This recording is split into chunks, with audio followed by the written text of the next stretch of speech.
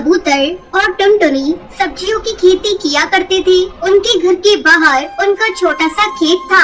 इस बार तो आपने बहुत सारी अलग अलग सब्जियां लगाई हैं। हाँ टुनटुनी, इस बार मैंने पहली बार कद्दू की सब्जी लगाई है। जब सारी सब्जियां आ जाएंगी तो हमें अच्छा खासा मुनाफा होगा। हाँ, लेकिन पहले हमें इन पौधों का अच्छे से ख्याल रखना होगा। हाँ, वो तो रखेंगे ही। मैं और आप कोशिश करते रहेंगे। टुनटुनी और बंटी कबूतर मिलकर अपनी सब्जियों के खेतों का बहुत अच्छे से ख्याल रखते थे। उनके खेत ही उन दोनों की कमाई का जरिया थे। धीरे धीरे उनके पौधों में सब्जियां लग गयी। ये देखकर वो दोनों बेहद खुश थे। लेकिन एक दिन टुनटुनी ने देखा कि घर का सारा राशन खत्म होने की कगार पर है। अजी सुनते हो, सारा राशन खत्म होने वाला है। आज आखिरी बार खाना बनाऊंगी। अच्छा, कोई बात नहीं, कल कुछ सब्जियां तोड़कर बाजार में बेच दूंगा, ठीक है? उस रात टुनटुनी और बंटी कबूतर सो गए। तभी तेज बारिश शुरू हो गई। बारिश के साथ तेज आंधी भी शुरू हो जाती है। मौसम अपना कहर बरसा रहा था। तभी एक बिजली की आवाज सुनकर टुनटुनी की नींद खुल गई। उसने बरसात की आवाज सुनी और अपने पति को उठाने लगी। अजी उठिए, उठिए, बाहर आंधी तूफान आया है। क्या? हाँ, आवाज सुनिए। जब बंटी कबूतर डाल पर आकर देखता है तब तक तेज आंधी से सारे पेड़ पौधे उखड़ चुके थे। टुनटुनी, सारे पौधे उखड़ चुके हैं। हे राम! आप पहले अंदर आइए। बंटी कबूतर घर के अंदर आया और उसने दरवाजा बंद कर दिया।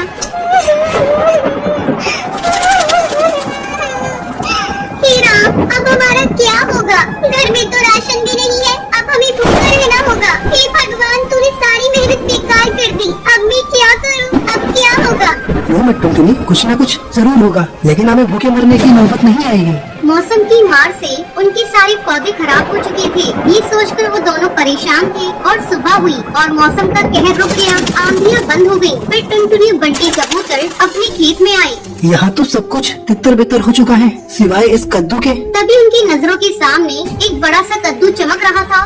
मैं सोच रही हूँ, इसे बेचकर ज्यादा पैसे तो नहीं मिलेंगे। क्यों ना हम इसे घर में ही रखें? कम से कम इसकी सब्जी बनाकर कुछ रोज हम दोनों का पेट तो भर सकता है। हाँ, तुम सही कह रही हो टुनटुनी, चलो इसे अंदर ले चलते हैं। बंटी कबूतर ने उस बड़े से कद्दू को उठा लिया और दोनों घर के अंदर चली गई। बंटी कबूतर ने कद्दू को रसोई में रख दिया। मुझे चाकू देना टुनटुनी। टुनटुनी ने बंटी कबूतर को चाकू दिया और जैसे ही बंटी कबूतर ने उस बड़े से कद्दू को चीरा तो उसमें से चिड़िया के बच्चे की रोने की आवाज आने लगी। ये क्या? आप आराम से चीरिए। बंटी कबूतर ने आराम से कद्दू को चीरा तो उसके अंदर उन्हें छोटी सी चिड़िया की बच्ची दिखी। है? ऊपर वाले कद्दू में ये बच्ची कैसे आ गई? ये कुदरत का करिश्मा है। हाँ, लगता है इसे भूख लगी है। इसके लिए थोड़ा दूध ले आऊं, पर घर में तो दूध भी नहीं है। एक काम करती हूँ, पड़ोस की हरी काकी से ले आती हूँ। जब तक आप इसे संभालिए। टुनटुनी दूध लेने पड़ोसन के घर चली गई और यहाँ बंटी कबूतर चिड़िया के बच्चे को देखने लगा।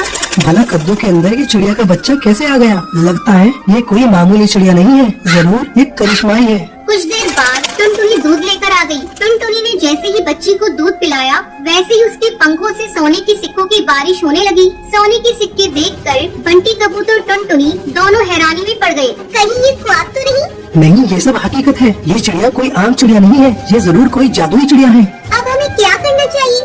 हमें इसका अच्छे से ख्याल रखना चाहिए। जब तक इसके माता पिता नहीं मिल जाते। अब तक हम गरीब थे, लेकिन इतने सारे सोने से हम अमीर बन गए हैं, तो अब हमें गरीब पक्षियों की मदद करनी चाहिए। आप बिल्कुल सही कह रहे हैं। गरीबी की तकलीफ क्या है वो हमें ही पता है। टुनटुनी और बंटी कबूतर ने उस चिड़िया का बहुत अच्छे से ख्याल रखा और सोना बेचकर मिले हुए पैसों से दोनों ने गरीब पक्षियों की मदद करना शुरू कर दिया। वो दोनों रोज जंगल के गरीब पक्षियों को खाना बांटा करते थे। ऊपर वाला तुम्हें हमेशा बरकत दे। शुक्रिया कालू कौवे, शुक्रिया। टुनटुनी और बंटी कबूतर गरीब पक्षियों की मदद करके अपना जीवन खुशी खुशी बिताने लगते हैं।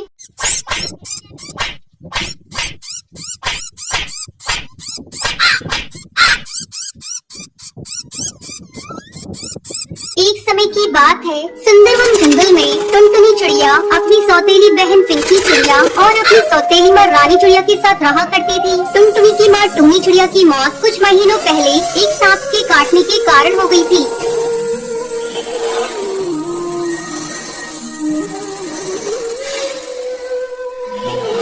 तब बंटी कबूतर एक विधवा चिड़िया से शादी कर लेता है। पिंकी चिड़िया उसी की बेटी थी। पिंकी चिड़िया टुनटुनी पर बहुत अत्याचार करती थी। एक दिन टुनटुनी खाना पका रही थी, तभी पिंकी वहाँ आती है और टुनटुनी से कहती है, मैंने तुझसे चाय मांगी थी, तूने अभी तक मुझे चाय नहीं दी। दीदी ये देखो, मैं चाय ही बना रही हूँ, जैसे ही चाय उबल जाएगी मैं आपको ला कर देती हूँ। थोड़ी देर बाद टुनटुनी चाय लाकर पिंकी को देती है। चाय पीते ही पिंकी टुनटुनी पर चिल्लाने लगती है, ये तूने चाय कैसे बनाई है?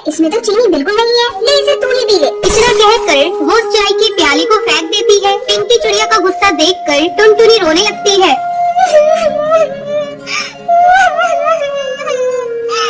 टुनटुनी की रोने की आवाज सुनकर रानी चिड़िया वहाँ आती है। तब टुनटुनी रोते हुए उससे कहती है,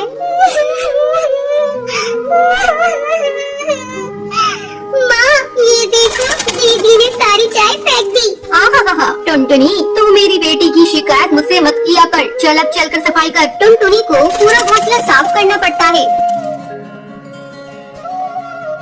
दिन भर काम करने के बाद टुनटुनी रात को अपने घोंसले में जाती है और अपनी माँ की तस्वीर के सामने फूट फूट कर रोने लगती है।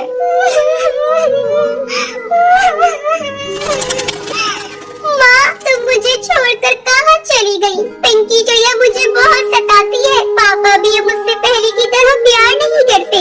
वो रोते रोते सो जाती है। अगले दिन पिंकी चिड़िया स्कूल जाने के लिए तैयार हो रही थी। अरे महारानी, मेरा स्कूल ड्रेस कहाँ है? तुमने प्रेस तो कर दिया है ना? पिंकी की चिल्लाने की आवाज सुनकर टुनटुनी वहाँ आती है और कहती है, नहीं दीदी, कल मेरा हाथ रोटी बनाते समय जल गया था, इसलिए मैं प्रेस नहीं कर पाई। तू खा खा कर मोटी हो गई है, तुझे चर्बी चढ़ गई है। अब तुझसे कोई काम नहीं होता। माँ इसे अभी इसी वक्त घर से बाहर निकालो, अब ये हमारे किसी काम की नहीं। तब रानी चिड़िया पिंकी से कहती है, बेटा अगर हम लोगों ने इसे घर से बाहर निकाल दिया तो इसका बाप हम लोगों को भी घर से निकाल देगा। इसका दूसरा इलाज है मेरे पास। इसी तरह कुछ दिन गुजर जाते हैं। अब रानी चिड़िया टुनटुनी को खाने के लिए बहुत थोड़ा सा खाना देती थी। धीरे धीरे टुनटुनी कमजोर होती जा रही थी। एक दिन रानी चिड़िया टुनटुनी से कहती है, टुनटुनी जब कुएं से पानी भरा, पीने का पानी खत्म हो गया है। माँ मैं कुएं से पानी कैसे निकालूंगी? मैंने कभी कुएं से पानी नहीं निकाला, मैं कुएं में गिर जाऊंगी। तो डरती क्यों है? तेरे साथ पिंकी चिड़िया भी जा रही है। हिम्मत करके टुनटुनी पानी भरने के लिए कुएं पर जाती है। जैसे ही वो कुएं से पानी निकालने लगती है, पिंकी चिड़िया उसे कुएं में धक्का देने के लिए जाती है। पिंकी चिड़िया का बैलेंस बिगड़ जाता है और वो कुएं में गिर जाती है। मुझे बचाओ, मैं डूब जाऊंगी। मुझे बचा ले टुनटुनी, मैंने तुझ पर बहुत अत्याचार किए हैं टुनटुनी, मुझे माफ कर दे, मुझे बचा ले किसी तरह से। दीदी तुम चिंता मत करो, ये रस्सी जल्दी से लो और ऊपर आ जाओ। पिंकी चिड़िया रस्सी पकड़कर कुएं से बाहर आ जाती है। उस दिन के बाद से दोनों बहनें खुशी खुशी रहने लगती है।